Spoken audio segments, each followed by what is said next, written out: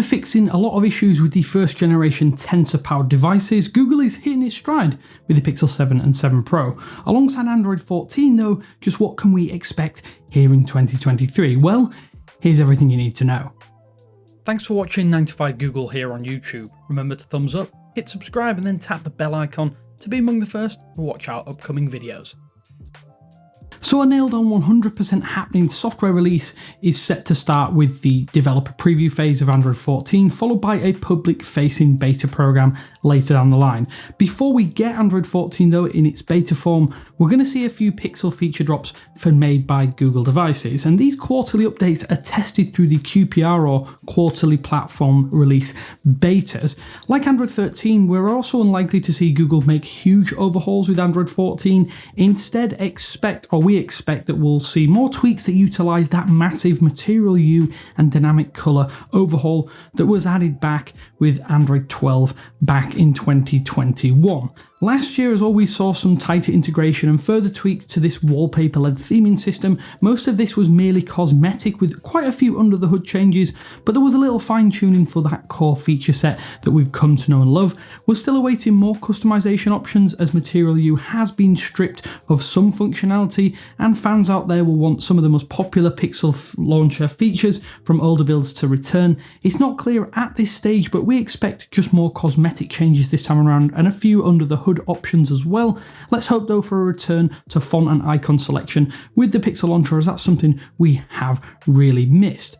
Google has not yet shared the timeline, which means we don't really know exactly when the stable Android 14 release will be, but we do expect it to be around Q3 2023, which fits into previous timeframes, which usually would stretch between August 2022 and with the Android 12 release was October 2021. That means that we kind of have an idea, but if there are some substantial delays, it may run into that latter end.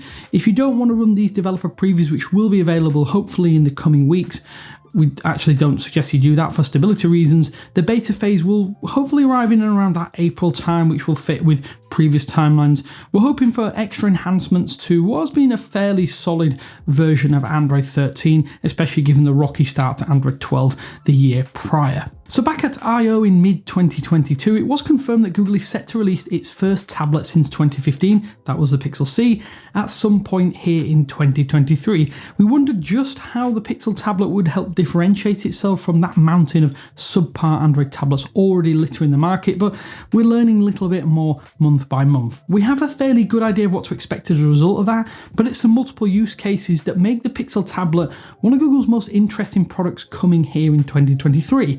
Aside from the operating, or at least operating as an 11-inch Android tablet, it'll also double as a smart home display courtesy of a Nest Hub style charging dock.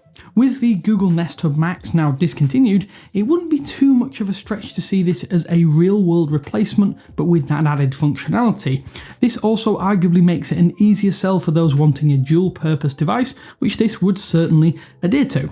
Like the iPad series, stylus support is coming to the Pixel tablet with a note-taking feature, mimicking the quick note option that exists on devices like the Galaxy S22 Ultra and the previous Note series, and also many other tablets out there. Connecting some dots, it won't be too much of a stretch to imagine Google offering its own first-party stylus to accompany that Pixel tablet too. It will work with other USI-compatible devices, though you'll likely have multiple options when it does arrive, hopefully in mid-2023. When we start to look at the hardware though, the original soft unveil suggested it'll use the first generation Tensor processor, which is still very capable for a tablet such as this. It's expected to come in 128 and 256GB storage variants too, and there will be front-facing and rear-facing cameras on top of that, but it's unclear just what sensors are being used on this device. That said, we don't expect it to be a camera beast, but it may have some of that pixel processing thrown in, which may make it a capable tablet competitor to some of the likes of the iPad series out there. Some signs also point to a Pixel Tablet Pro coming at some point in 2023. For context, we know that the Pixel tablet Google showed back in last year is in development with the codename Tangor. The existence of a Tangor Pro strongly implies that Google is at work on a Pro variant of its own Pixel tablet, which as yet is unreleased. As further evidence has shown, we've also seen Tangor shortened by Google to T6, and previous Android 13 beta references included the T6 Pro. As for what this Pro version may bring to the table, we're not quite sure at this stage, but it's nice to have extra options, and we do hope to see Google offer a tiered approach to its new tablet offerings. Another nailed on dead cert for Google in 2023 is that of the Pixel 7a. A number of details have leaked about this upcoming mid-range though that actually might make it a genuine rival for the Pixel 7, the regular version that is. It's actually going to launch with a 90Hz screen for the first time on an A series, which was a major complaint with the 6a, and that will mean that it matches the regular Pixel 7 and the Pixel 6 before it. Early information also hints that the Pixel 7a will sport that 50 megapixel Samsung GN1 main sensor, which debuted on the Pixel 6 series and Google is really starting to get to grips with now. Things do get a little confusing here though, as there were two rear sensors spotted in code. The 64 megapixel Sony IMX787 telephoto zoom lens plus a 13 megapixel Sony IMX712 ultrawide. Interestingly though, early renders and leaked hands-on video only show two rear camera cutouts, which kind of calls this information into question. The selfie camera though is set to use the IMX712, which simply means this could have been an ingesting error, or someone's maybe not interpreted this the way it should have been, and this actually might allow for face unlock on the 7a because it's a 13 megapixel wide shot, which of course Face Unlock is available only on the Pixel 7 series, so let's hope that we get that alongside an in-display fingerprint scanner, which this potentially should mimic that Pixel 7 series, which is really reliable, at least compared to the Pixel 6. Google could also finally add Qi wireless charging support to the A series in 2023 too. The inclusion of a P9222 chip will mean that wires won't be needed to top up the mid-ranger, but it could be capped at 5 watts, at least that maximum charge speed of 5 watts without cables. It's not clear if reverse wireless charging is going to be supported, but it is likely, and as we know, it probably will be capped at that lower speed, which is fine for your Pixel Buds, but not a great deal else. One thing we literally do not know at this stage is the release timeframe for this device. With the Pixel 6a, Google restored that mid-year refresh cycle after launching previous A series handsets in August or towards that latter end of the year. We would expect Google to confirm details at I/O 2023 sometime in or around May. Supposedly Google will price that 7a at that same $449 price point as the Pixel 6a, and we would also expect it to come with a Tensor G2 processor, and this is actually rather surprising to hear given those large hardware upgrades and improvements, but it's something we are really looking forward to. So since 2019, the foldable form factors started to become a lot more mainstream and devices are truly beginning to mature. Because of that, it's absolutely no shock that Google has been working on its own foldable smartphone for a long period at this time. Rumours suggest that one of the original Pixel Fold projects was cancelled in late 2021, but this is a brand new version of that. More evidence was also unearthed with the release of Android 12L, which prepared for more form factors with tuning and tweaks for folding displays. You could be forgiven though for expecting Google to enter the space given those signals, as we did last year, but that never ever materialised.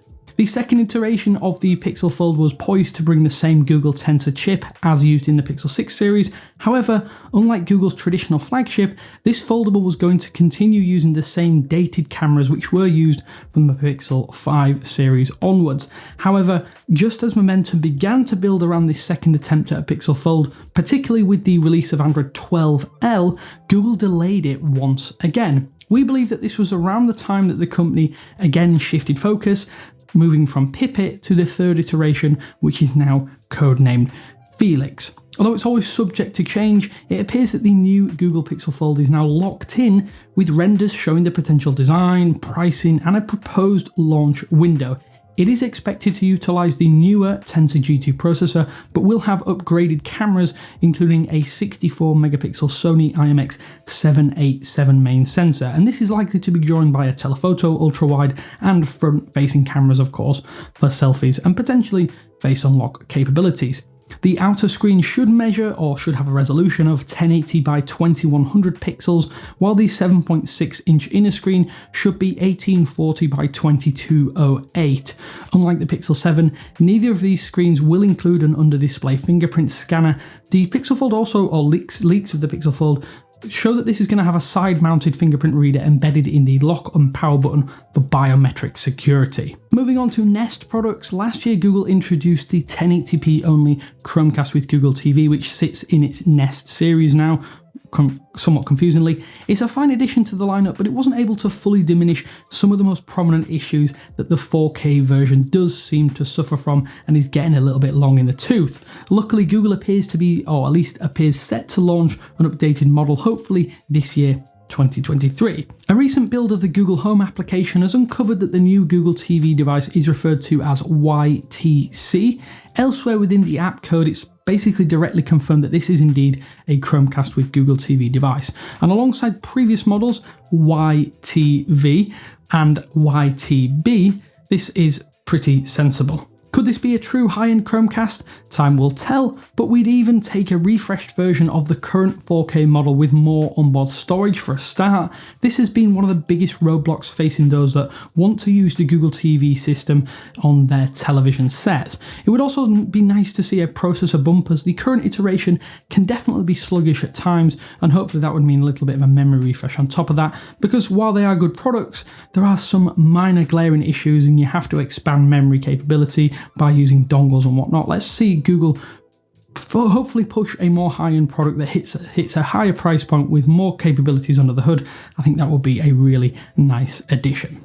So details about the Pixel 8 and 8 Pro are pretty thin on the ground, at least at this point in time. That doesn't mean we have no clue about what's in store. We do know that the alleged codenames are Shiba for the Pixel 8 and Husky for the Pixel 8 Pro.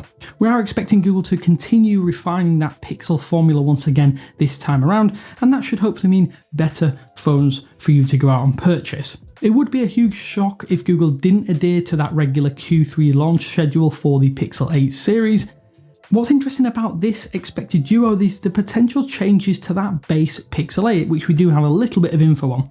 Apparently it will be smaller than the existing Pixel 7, which is still a significant smartphone at 6.3 inches, and this would represent the second year in a row that Google has reduced the size of its base flagship device after reducing, or at least there's some levels of reduction to the chassis size of the Pixel 6 to the Pixel 7 last year, which is quite sizable when you see them side by side.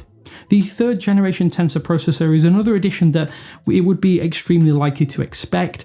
Just how powerful this chipset will be is going to be a major unknown, at least at this stage it definitely is.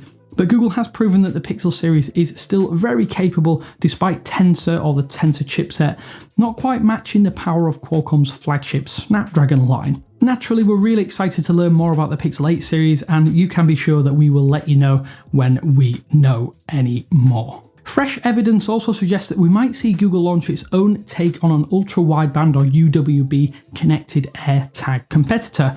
The tracker is said to be in development under the codename Grogu, which is a reference to the popular Star Wars series The Mandalorian, for any of you wondering. That's not all, though, as other evidence has unearthed the alternate names GR10 and Grogu Audio. What's interesting is that the Nest team appears to be taking the lead on development of this device, and it could arrive in multiple colours, and the Grogu audio code does hint that it will have a small speaker, or at least some sort of audio option to bleep or ring or make a noise when you want to locate the item. Just how Google aims to tackle some of the privacy concerns that have arisen since the launch of AirTags, though, remains to be seen. But we are interested to see just what Google has in store, at least in terms of hardware, and how that integrates with the Android system, especially as there are not quite as many people out there using Pixel devices as there are the iPhone series. We don't yet know if Google is specifically working on a pro version of the Nest Audio for 2023, but it certainly looks like something of that ilk is potentially coming to market.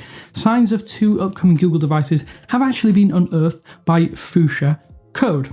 One appears to be a lower end device, possibly a speaker-equipped Pixel tablet dock, or even a third-gen Nest Mini, which hasn't been refreshed for a while now, while the other does look like a full Nest Audio successor, complete with UWB connectivity, which would be good for just tapping and sharing your phone.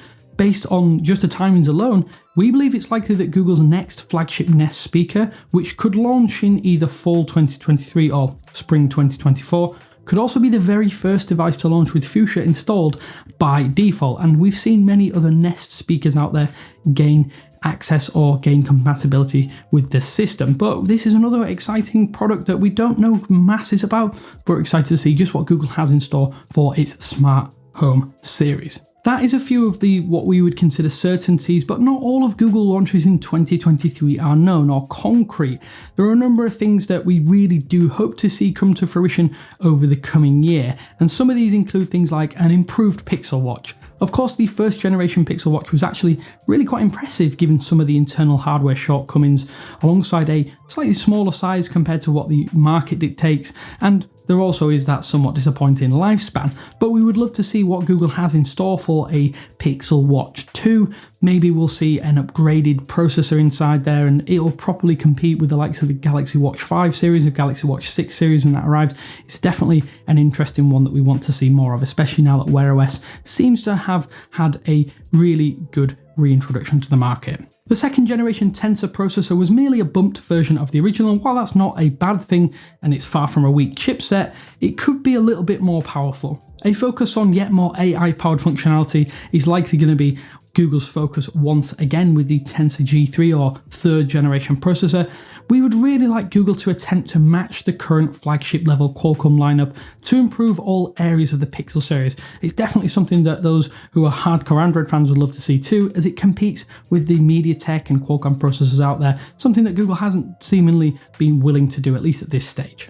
It also seems like Google has basically given up on first-party Chromebook hardware, but there have been rumours about a Tensor-powered Chrome OS device, at least in recent years. Sadly though, this looks to have been cancelled, which means we might not ever see a follow-up to the Pixelbook Go or even the popular Pixelbook, but we would love to see what Google can do with a Tensor-powered Chromebook. Something akin to what Apple is doing with their own M series chips would be a really nice way to get people into Chrome OS, at least with a Google badge on the front of those. We know that that's quite a lot of information for you to unpack, and we're sure that there are going to be some numerous twists and turns throughout the year, and we will let you know if we do hear those. However, what upcoming or proposed product launch are you really looking forward to most here in 2023? Is there anything that you're unsure of or think is not probable? Of course, there are a few things that we think, but this is all of the information we currently have. Let us know down in the comment sections below. Until next time though, this is Damien with 9to5Google saying hopefully you enjoyed this video. Thanks for watching, and I will speak to you later.